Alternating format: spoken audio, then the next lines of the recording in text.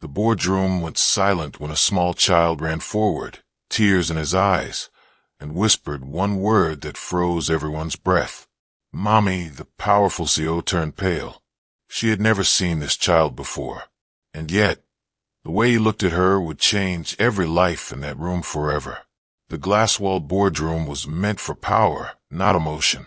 Executives sat stiffly, laptops open, eyes fixed on the woman at the head of the table, Elena Hart, one of the youngest CEOs in the city's history.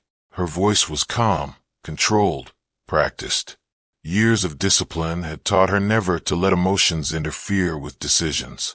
That morning, she was approving layoffs, numbers, not names, people, not faces. Then the door opened. A janitor hurried in, panic written across his face. Behind him stood a little boy, no older than 5, clutching a worn-out backpack. His shoes were mismatched. His hands trembled. Before anyone could stop him, the child broke free and ran straight toward Elena. She barely had time to stand. "Mommy," the boy cried. The word hit the room like shattered glass. Conversations died. Pens froze midair. Elena's heart slammed violently against her ribs. She stared at the child, his messy hair, his tear-streaked cheeks, the desperate hope in his eyes. "I'm sorry," she said instinctively, her voice shaking. "You have the wrong." But the boy wrapped his arms around her legs, clinging as if letting go would destroy him. "I found you," he whispered. Elena had no children, no family, no room in her life for miracles or mistakes. And yet, in that moment, her certainty cracked. Security rushed forward, but Elena raised her hand without thinking. Her breath felt trapped in her chest. The boy's grip tightened, his small fingers digging into the fabric of her tailored suit, like it was the only solid thing left in his world. "Sweetheart," she said softly, kneeling despite herself. "Who brought you here?" The boy looked up at her, eyes wide and glossy. "Daddy said Mommy works in a big glass house," he replied. "He said you don't know me yet, but you would." The room erupted into whispers. Board members exchanged uncomfortable glances. This wasn't a headline Elena could afford. Her mind raced: security breach, public scandal, legal disaster. Then she noticed the resemblance. The curve of the child's eyebrows, the dimple on his left cheek. Her breath hitched. She had seen that face before. In mirrors, in old photographs she never looked at anymore. A man stepped forward hesitantly, tall, exhausted, carrying shame like a second skin. "I'm sorry," he said, voice barely steady. "I didn't want to interrupt. I just didn't know where else to go." Elena stood slowly, her heartbeat roaring in her ears. "Who are you?" she asked. The man swallowed hard. "My name is Daniel, and I think you deserve to know the truth." The boy squeezed her hand tighter. Daniel's hand shook as he guided the child gently away, though the boy protested, reaching back toward Elena with silent panic. Something deep inside her twisted painfully at the sight. She didn't understand why, but letting him go felt wrong. "We should take this outside," one board member muttered. "No," Elena said sharply, surprising even herself. "He can speak." Daniel inhaled deeply. "5 years ago," he began, "you volunteered at the city shelter. It was winter. You stayed late one night because a woman went into labor unexpectedly." Elena felt dizzy. Memories stirred, cold hallways, flickering lights, a crying baby she had held for just minutes while the mother was rushed into surgery. "She didn't make it," Daniel continued. "The baby survived. No relatives, no records. The hospital planned to send him into foster care." Elena's throat tightened. "I was the night nurse's brother," he said. "I offered to adopt him. I promised I'd give him love, even if I couldn't give him everything else." The room was silent. "You named him?" Elena whispered. Daniel nodded. "Noah. He always asked about you. The woman who held him first. The woman he remembers as warmth." Noah looked up at Elena. "You came back," he said softly. And suddenly, numbers didn't matter anymore. Elena backed away, shaking her head. "This isn't possible," she whispered. I would have known. Daniel's voice cracked. You were young, ambitious. You left the city a week later. I didn't have your last name, only your face, and the promise you whispered to him. You're not alone. Tears burned Elena's eyes, something she hadn't allowed herself in years. She had buried that version of herself under success and steel. I never wanted to take anything from you, Daniel said. I raised him alone, worked 2 jobs.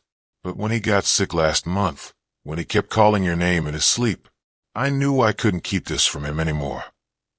Noah stepped forward again.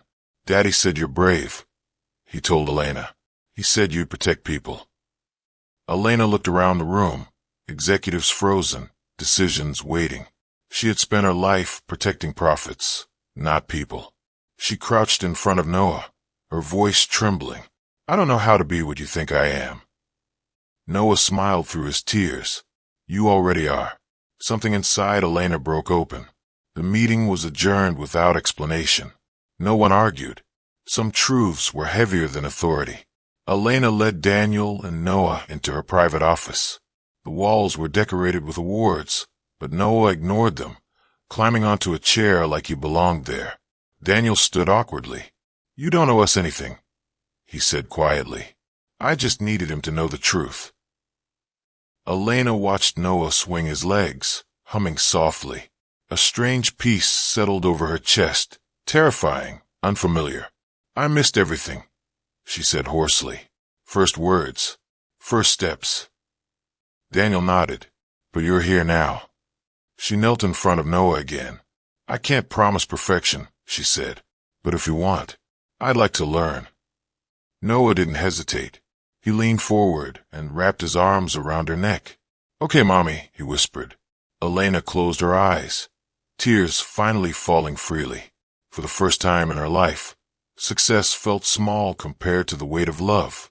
And somewhere deep inside, she understood. Second chances don't come loudly. They come softly. In the arms of a child, news travels fast when power cracks. By the next morning, whispers filled the company halls. Assistants avoided Elena's eyes. Headlines hadn't broken yet, but tension hovered like a storm waiting to fall. Elena sat at her desk while Noah colored quietly beside her, tongue peeking out in concentration. The contrast felt unreal. Spreadsheets on one screen, a child's crayon drawing on the other. Daniel stood near the window, uneasy. If this becomes public, he said carefully, it could hurt your career. Elena didn't look up.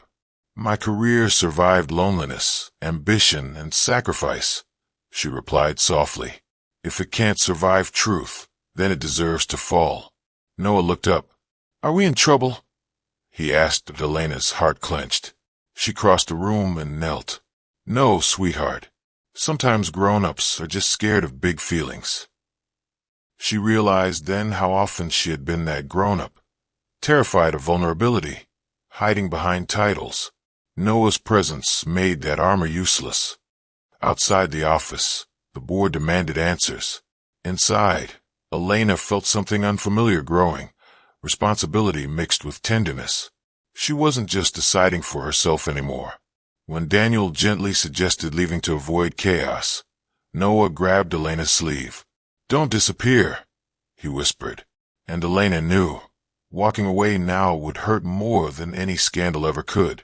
The board meeting that afternoon was brutal. Questions came sharp and cold, dressed as concern. Is this a liability? Is this a distraction? Do we need damage control? Elena listened quietly, hands folded, heart steady in a way that surprised her. Yes, she said finally. It's a disruption. To me. Silence followed. I've built this company believing strength meant detachment, she continued. But strength also means accountability. That child didn't appear out of nowhere. He exists because of a moment I walked away from. One executive scoffed. Are you admitting responsibility? Elena met his gaze. I'm accepting humanity.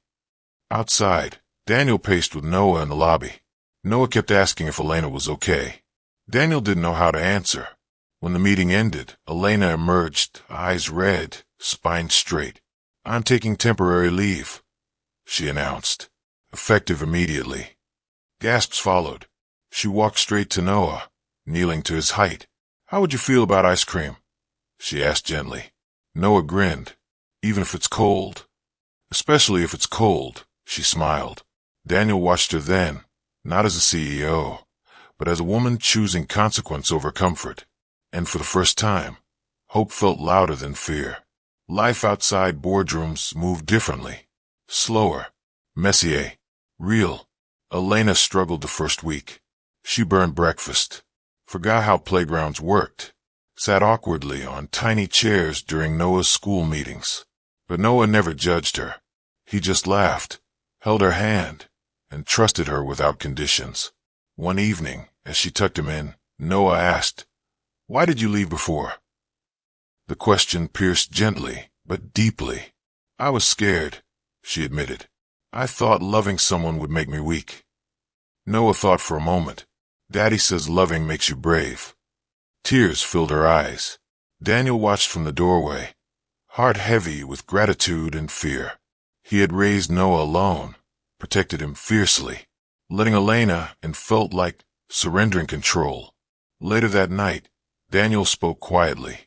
"I don't want to lose him." Elena nodded. "You won't. Love isn't a competition." They stood in silence, two adults bound by a child neither of them planned, yet both needed. Elena realized motherhood wasn't about biology. It was about showing up, again and again, even when afraid. And that night, for the first time, she slept without dreams of empty success.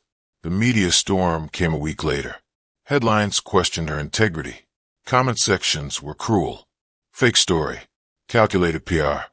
Career suicide. Elena turned off her phone. Noah sat beside her on the couch, building a tower. "People are loud today," he said. "Yes." She smiled sadly. "But loud doesn't mean right."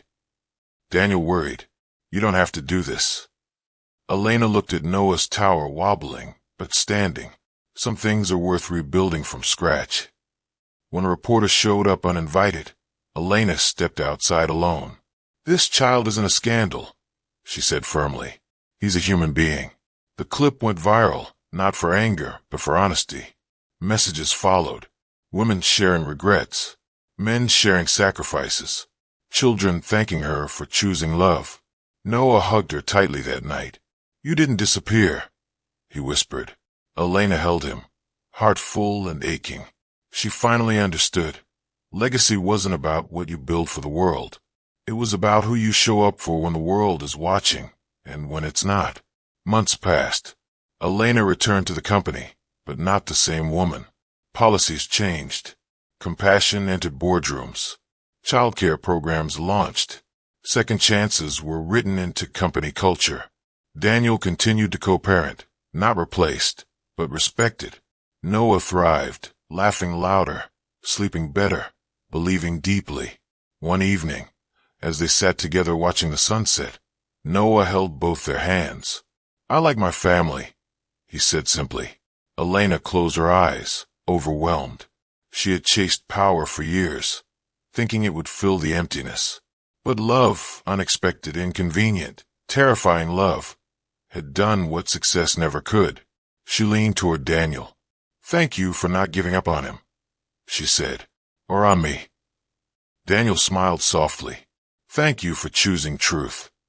Noah squeezed their hands tighter, and in that quiet moment, Elena realized some truths don't destroy rooms. They heal them. The letter arrived without warning, tucked between official documents and meeting requests. Elena recognized the handwriting instantly. Sharp, controlled, familiar. Her mother, a woman she hadn't spoken to in nearly 15 years. She read it slowly. "I saw the news.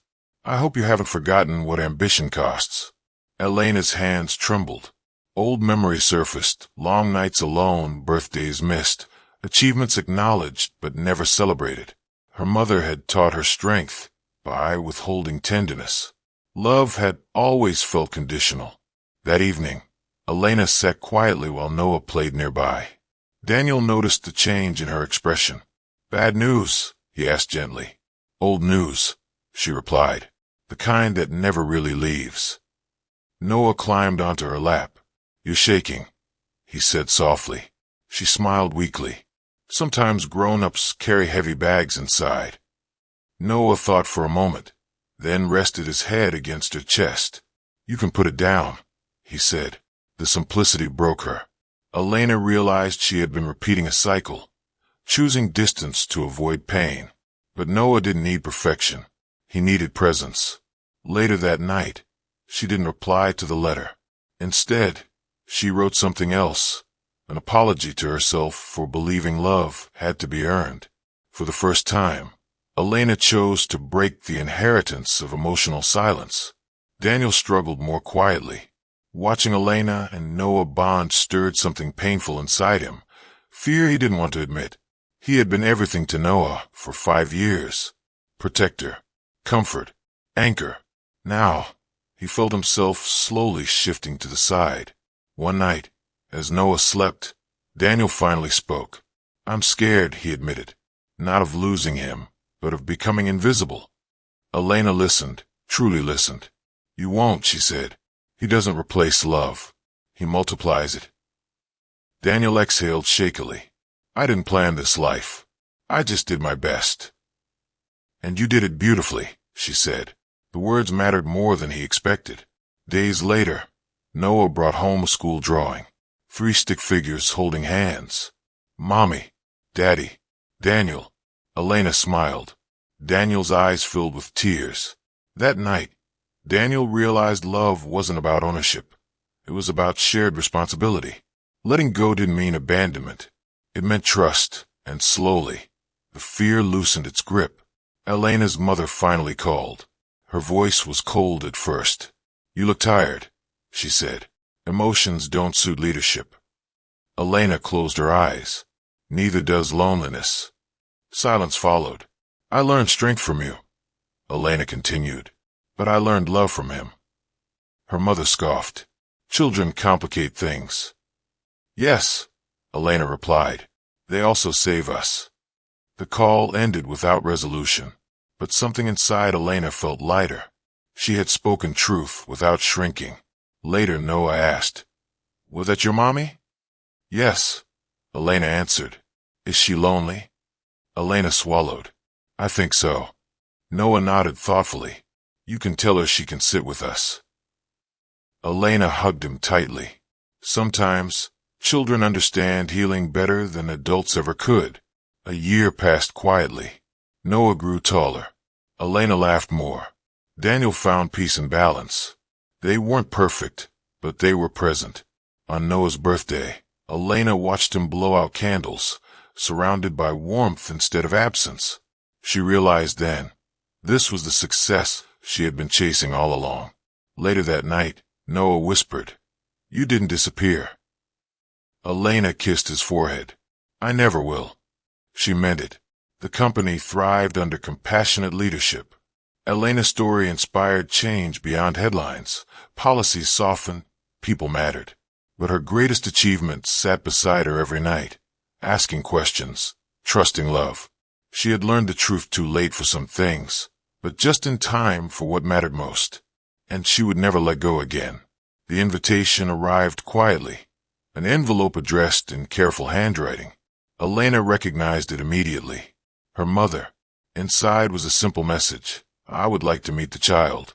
No apology. No explanation. Just a door barely open. Elena hesitated. Old wounds don't heal just because time passes. But Noah's voice echoed in her mind. You can sit with us. They met at a small cafe. Elena's mother looked older, thinner, her sharpness softened by years of solitude. Noah watched her curiously, then smiled and waved. This is my mommy, he said proudly. She stayed. The words landed heavily. Elena's mother's eyes filled despite herself. She knelt slowly. I didn't know how, she whispered. I thought strength meant distance. Elena swallowed. I learned that too, until I learned better. They sat together, awkward, fragile, real. No miracles, no instant forgiveness, just truth laid bare. Later, as they walked home, Noah held Elena's hand. You were brave today, he said. Elena smiled through tears. So were you. For the first time, 3 generations stood in the same moment, imperfect, learning, healing. And Elena understood. Breaking cycles isn't loud. It's quiet courage, repeated daily. Change didn't come all at once. Some days were heavy. Some nights Elena lay awake, questioning herself. Motherhood wasn't instinct, it was choice. Every morning, one evening, Noah asked, "Do you ever get scared again?" Elena nodded. "Yes, but fear doesn't decide for me anymore." Daniel watched them from the doorway, heart full. He had learned something too, that family isn't erased when it grows. It expands. At school events, Elena sat beside Daniel. At company functions, she spoke openly about balance, about choosing people over image. Not everyone agreed, but many listened. Noah flourished in the safety of consistency. Love wasn't dramatic, it was dependable. One night, after Noah fell asleep, Elena whispered, "Thank you for trusting me." Daniel smiled softly. "Thank you for choosing him." They stood in silence, understanding that love doesn't demand perfection, only presence. And for Elena, presence became her greatest strength. Years later, Elena stood on a stage, not to accept an award, but to speak. The audience expected leadership talk. Instead, she told a story about a boardroom, about a child's voice, about the moment power lost to love. She ended simply, "Success means nothing if it costs our humanity." The room stood in applause, not for status, but for truth. That night, Noah hugged her tightly. "You didn't disappear," he said again, older now, but still needing the promise. "I never will," she replied, and she meant it still. Life settled into something gentle, not easy, but real. Elena watched Noah grow, learning, failing, laughing. She showed up for every moment she once believed she didn't deserve. Sometimes she thought about the woman she used to be. Ambitious, alone, afraid. She didn't regret her past, but she was grateful she didn't let it define her future. Love hadn't ruined her life. It had finally given her one. On a quiet evening, Elena and Noah sat watching the city lights. Noah leaned against her. "I'm glad you heard me," he said softly. Elena kissed his hair. "I'm glad you called me." Some rooms are silenced by truth. Others are healed by it. And sometimes, the smallest voice carries the greatest change. Some stories remind us that love doesn't arrive perfectly. It arrives honestly, through courage, through choice, through showing up. If this story touched your heart, like the video, subscribe, and join our Heart Angels family. You're not alone.